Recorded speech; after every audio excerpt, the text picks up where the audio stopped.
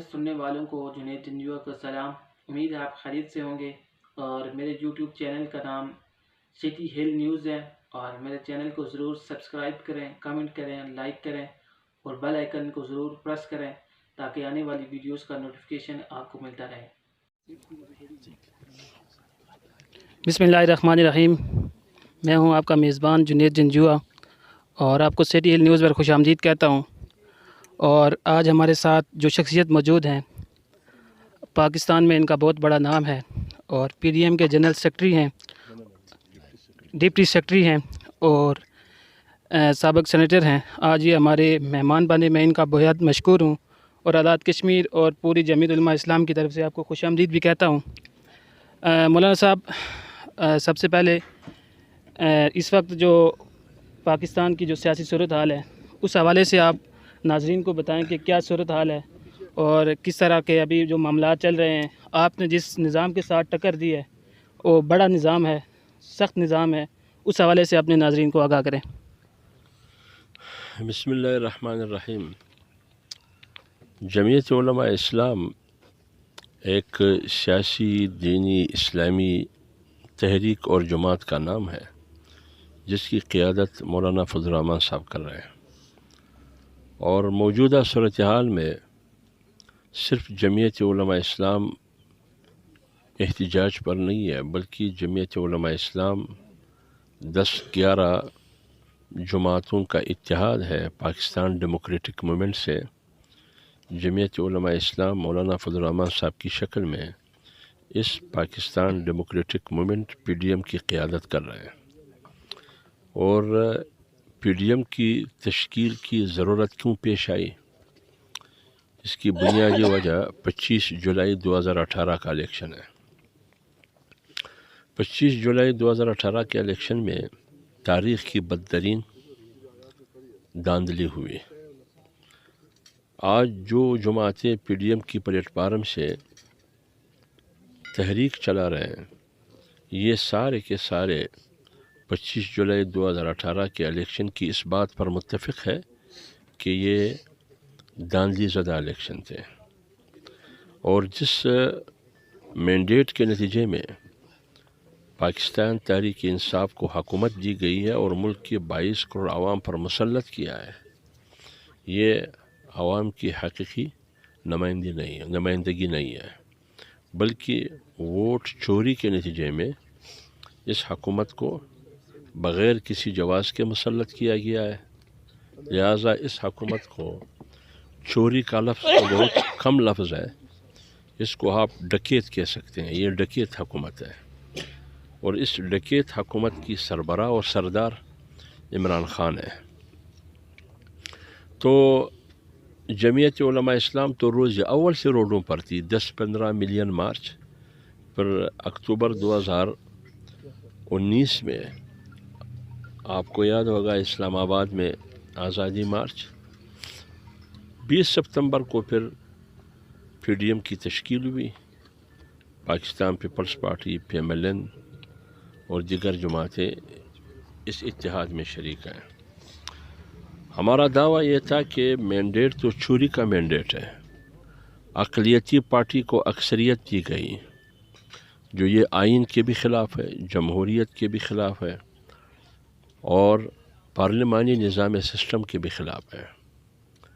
ہم چاہتے ہیں کہ اس ملک میں آئین کی بالادستی ہو، اس ملک میں جمہور کی حکمرانی ہو، اور اس ملک میں پارلیمنٹ کی سپریمیسی ہو، یعنی طاقت کا سرچشمہ پارلیمنٹ ہو، فیصلے پارلیمنٹ میں ہونی چاہیے۔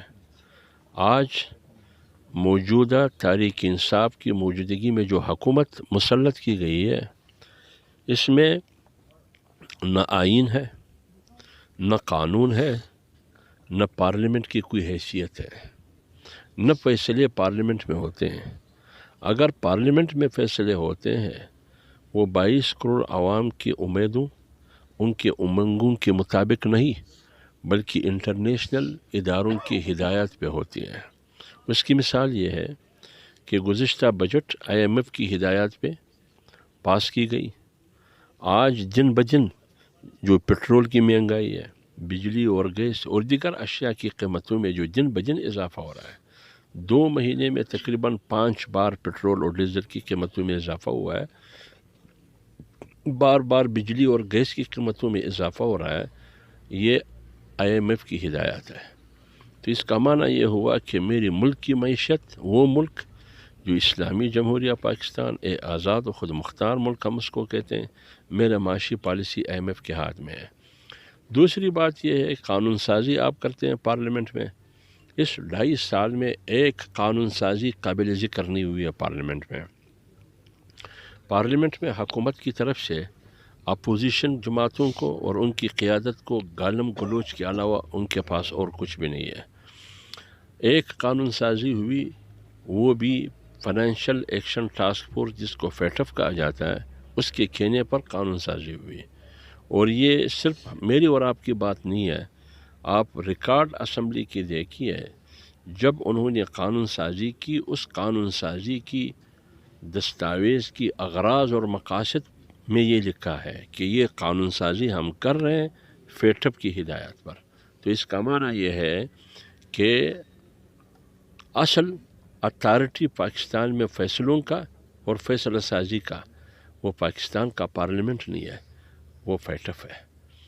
تو کہاں گئی پارلیمنٹ کی سپریمیسی، کہاں گئی قومی خود مختاری، کہاں گئی ایٹمک پاور پاکستان، کہاں گئی اسلامی جمہوریہ پاکستان؟ تو اس لیے یہ حکومت معاشی طور پر بھی ناکام ہے۔ یہ حکومت معاشی طور پر اتنا ناکام ہے کہ ماضی جو نواز شریف کی حکومت تھی، آپ کی معاشی شرح نمو سالانہ 5.5% تھی، آج منفی پہ چلا گیا ہے۔ یہ معیشت کی بہتری ہے۔ دوسری بات یہ ہے کہ یہ حکومت کرپشن اور کرپٹ مافیا کے خلاف ایک نعرہ لگا کر وجود میں آئی۔ ٹرانسپیرنسی انٹرنیشنل کی رپورٹ ہے، وہ کہہ رہے ہیں کہ موجودہ تحریک انصاف کی حکومت میں کرپشن میں 7 درجے اضافہ ہوا ہے۔ یعنی نواز شریف جب حکومت میں آیا اس وقت پاکستان کرپشن کے انڈیکس میں 127 نمبر پر تھے، جب نواز شریف کی حکومت ختم ہوئی تو پاکستان کرپشن کے انڈیکس میں یہ 116 نمبر پر آیا۔ تو 11 درجے انہوں نے بہتری کی، یعنی کرپشن کا خاتمہ کیا، کرپشن کا ریشو ختم ہوا۔ جب سے PTI کی حکومت آئی، جس کو فرشتوں کی حکومت کہا جاتا ہے، فرشتے تو نہیں ہیں، البتہ اگر فرشتوں کی حمایت حاصل ہو یا جنات کی حمایت حاصل ہو، اس حکومت میں کرپشن 116 سے جا کے کرپشن انڈیکس میں پاکستان 124 تک پہنچ گیا ہے۔ تو کرپشن میں اضافہ ہوا ہے، اور اس حکومت کے آنے کے بعد پاکستان میں افغانستان سے 3 درجہ ترقی کی ہے کرپشن میں۔ اس کا مطلب یہ ہوا کہ پاکستان کی موجودہ تحریک انصاف کی مسلط کردہ شدہ حکومت کے نتیجے میں کسی بھی چیز میں ترقی نہیں آئی، ایک چیز میں ترقی آئی ہے، وہ ہے کرپشن۔ تو اس نے تو کرپشن کے خلاف جہاد کرنا تھا، لیکن یہ خود کرپشن میں ڈوبے ہوئے ہیں، تو اس لیے کرپشن کا خاتمہ بھی نہ کر سکا۔ احتساب کا نعرہ لگایا، احتساب صرف اپوزیشن کی جماعتوں کی ہو رہی ہے۔ نیب کو مہرے کے طور پر اور علیہ کے طور پر اپوزیشن کے خلاف استعمال کیا جا رہا ہے، ان کی پگڑیاں اچھالی جا رہی ہے۔ اب کیبنٹ میں جو عمران خان کے ساتھ بیٹھے ہوئے لوگ ہیں، اس میں آدھے سے زیادہ ایسے لوگ ہیں جو نیب زدہ ہے یا نیب زادہ ہے، لیکن نیب کو ان کی کرپشن نظر نہیں آ رہی۔ نیب کو پرویز خٹک کی کرپشن، چوری چور، آٹا چور، گندم چور، پٹرول چور، اس کی کرپشن نظر نہیں آ رہی۔ اس لیے ہم کہہ سکتے ہیں کہ یہ حکومت کرپٹ مافیا کی حکومت ہے، یہ حکومت کرپشن کی سرداروں کی حکومت ہے۔ اس لیے کرپشن کا نعرہ لگا کر قوم کو دھوکہ اور قوم کو بیوقوف بنانے کی کوشش ہو رہی ہے۔ اور تیسری بات یہ کہ خارجہ پالیسی بھی اس کی ناکام ہے۔ وہ اس لیے ناکام ہے کہ سعودی ایک دوست ملک ہے، آج پاکستان سے ناراض ہے۔ متحدہ عرب امارات دوست ملک تھا، آج پاکستان سے ناراض ہے۔ چین کا پاکستان کے ساتھ وہ دوستی کا اعتماد نہیں ہے جو آج سے 4 سال پہلے 3 سال پہلے تھا۔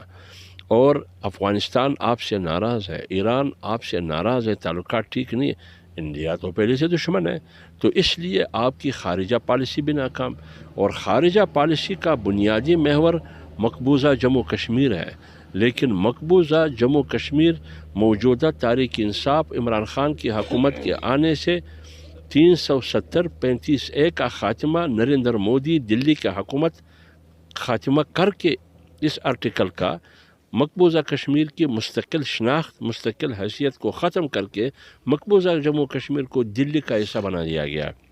لہٰذا یہ ہے ان کی خارجہ پالیسی، خاص کر مقبوضہ کشمیر کے حوالے سے.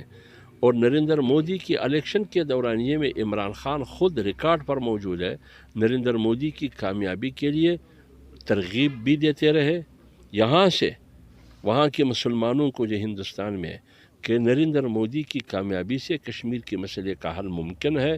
اس کا معنی یہ ہے کہ وہاں جو مسلمان ہے وہ نریندر مودی کو ووٹ دے. لہٰذا نریندر مودی کی کامیابی میں عمران خان کا کردار ہے، وہ دعائیں بھی کرتے رہے، وہ ترغیب بھی دیتے رہے، وہ یہ بھی کہتے رہے کہ مودی کی کامیابی میں کشمیر کے مسئلے کا حل ہے.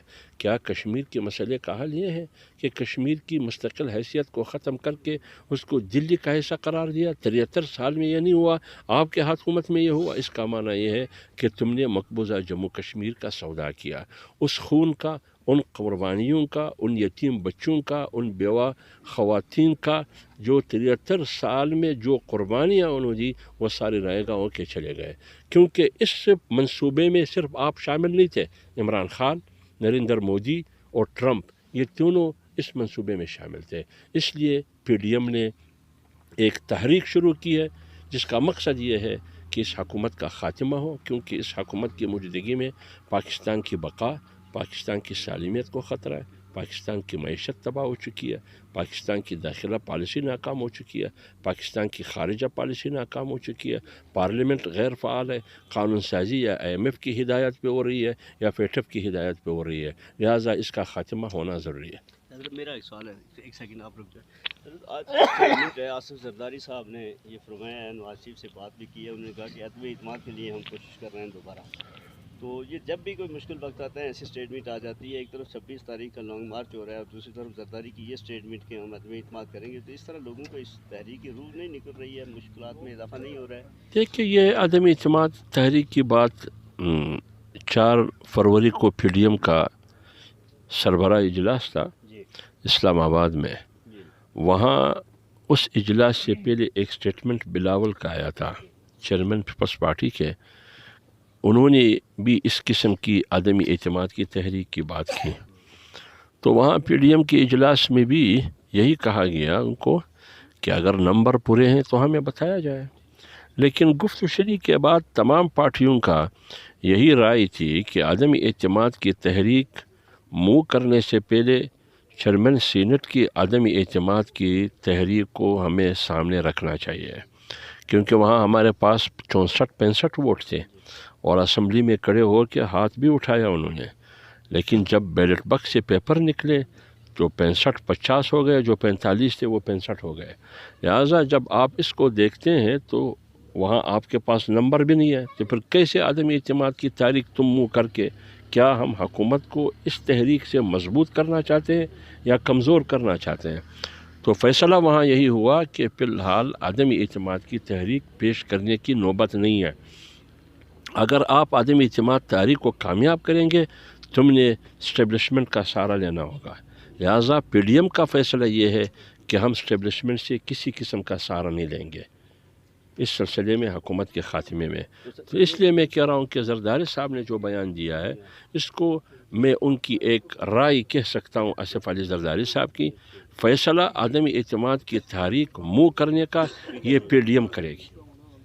یہ جی یوسف صدر گیلانی صاحب کو ٹکٹ دیا گیا، اس میں متفق ہے JUI والے جنرل نشست پہ اسلام آباد؟ بالکل بالکل، یہ پی ڈی ایم کی تمام جماعتوں کا اس پر کوئی اعتراض نہیں ہے. میں سینٹ کے چیئرمین کے حوالے سے بھی کچھ ہو سکتا ہے ویسے؟ اگر دیکھیں، اگر اکثریت آتی ہے جی اور سینٹ میں پی ڈی ایم کی جماعتوں کا، ہم تو کوشش یہی کرتے ہیں کہ ایک ایسے ادارے بن جائے. ابھی سینٹ بھی غیر فعال ہے قومی اسمبلی میں، اور سینٹ کے فعال ہونے میں سب سے زیادہ رول اور کردار چیئرمین سینٹ اور ڈپٹی چیئرمین سینٹ کا ہوتا ہے، اور جب چیئرمین سینٹ وہ نہ ہو جس سے ایوان بالا فعال ہو سکے، پر تو میرے خیال میں اس کا تبدیل کرنا نہایت ضروری ہے، جیسے کہ ہم نے اس کے خلاف تحریک عدم اعتماد بھی منہ کیا، تو اگر یوسف رضا گیلانی یا کوئی اور جس بھی پارٹی سے ہو وہ سینٹ چیئرمین ہم بنا سکتے ہیں تو ہم بنائیں گے، اس میں کیا خبر۔ بنانے کے بعد اگر سندھ سے وہ استعفیٰ بھی نہیں دیتے اور تحریک بھی دم توڑ دیتی ہے تو اس میں مستقل مشکلات نہیں ہوں گی۔ میرے خیال میں تحریک اس حد تک تو فائدہ ہو سکتا ہے کہ وہ ایسے کرے۔ تحریک عدم اعتماد دم نہیں توڑ رہی ہے، تحریک اعتماد بالکل اتفاق سے تمام پارٹیوں کی مشاورت سے چل رہی ہے، سٹیپ بائی سٹیپ وہ آگے بڑھ رہی ہے۔ ہاں کبھی کبھار وقفہ آتا ہے، وہ کچھ چیزیں ہیں پی ڈی ایم کے مختلف جماعتوں کی مصروفیات ہے، جیسے کہ فرض کرے بائی الیکشن کی مصروفیات بیچ میں آ گئی، یہ ابھی سینٹ کے الیکشن بیچ میں آ گئے، کچھ اور چیزیں ایسی ہے مطلب سماجی اپنے خاندانوں کی مصروفیات، جیسے کہ فرض کرے بلاول کی بہن کی شادی تھی بختاور کی، اس قسم کی مصروفیات جب بیچ میں آتی ہے تو تھوڑا سا وقفہ ہوتا ہے، لیکن اس وقفے کو دیکھ کر اس کو تحریک کی ناکامی سے آپ تعبیر نہیں کر سکتے۔ تحریک نے فیصلہ کیا ہے کہ استعفوں کا آپشن بھی موجود ہے، اس میں لانگ مارچ کا آپشن بھی ہے جو 26 مارچ کو ہم نے فیصلہ کیا ہے، یہ تمام وہاں موجود ہے۔ تو اس لیے جب استعفوں کی بات آئے گی انشاءاللہ آپ دیکھیں گے پیپلز پارٹی بھی استعفیٰ دیں گے، پی ایم ایل این بھی دے گی، تمام جماعتیں بھی دیں گی۔ حضرت آخری سال یہ جے یو آئی والوں نے جو ٹکٹ دیے ہیں سینٹ کے حوالے سے، آپ مطمئن ہیں میرٹ کے ساتھ؟ دیکھیں ہر پارٹی جو فیصلے کرے گی ان کا ایک طریقہ کار ہوتا ہے، جب انہوں نے ایک طریقہ کار کے مطابق فیصلہ کیا ہے تو میرے خیال میں پر اس پر میں کیوں اعتراض کروں کہ یہ فیصلے صحیح ہوئے یا غلط ہوئے۔ پارٹی نے اپنے طریقہ کار کے مطابق فیصلہ کیا ہے، بس فیصلہ ہوتا ہے، اس میں کوئی دوسری بات پر نہیں ہو سکتی۔ آخری سوال میرا یہ آپ سے یہ ہے کہ آزاد کشمیر کو صوبہ بنانے کی کوشش کی جا رہی ہے، اس حوالے سے جمعیت علماء اسلام پاکستان کا کیا کردار رہے گا، اس حوالے سے آپ ناظرین کو بتا دیں۔ دیکھیے اس کا تو میں نے آج تک نہیں سنا ہے کہ آزاد کشمیر کو صوبہ بنایا جا رہا ہے، البتہ گلگت بلتستان کے بارے میں نے سنا ہے۔ وہ میرے خیال میں جو خدشے کا اظہار ہم کرتے ہیں اور ہماری قیادت مولانا فضل الرحمن صاحب نے کیا ہے اور بار بار عام جلسوں میں بھی کہتے ہیں، جمعیت علماء اسلام کا موقف ہے کہ ہم آزاد کشمیر جیسے اللہ تعالیٰ نے ان کو جنت بنایا ہے، جنت نظیر بنایا ہے، ہم چاہتے ہیں کہ پاکستان آزاد کشمیر کو وہ سہولیات دیں جن سے کشمیر کے عوام فائدہ اٹھا سکے، وہ ریاست کو جو عوام کو سہولیات دینے کی ذمہ داری ہے وہ تمام دے دے۔ اس میں جمعیت علماء اسلام ریاست پاکستان حکومت پاکستان کے ساتھ ہے۔ یہی موقف جمعیت علماء اسلام کی گلگت کے عوام کے بارے میں بھی ہے کہ پاکستان گلگت کے عوام کو آئینی، قانونی، سماجی فلاح، ان کے بہبود، صحت، تعلیم، جتنی بھی ضروریات ہیں ان کا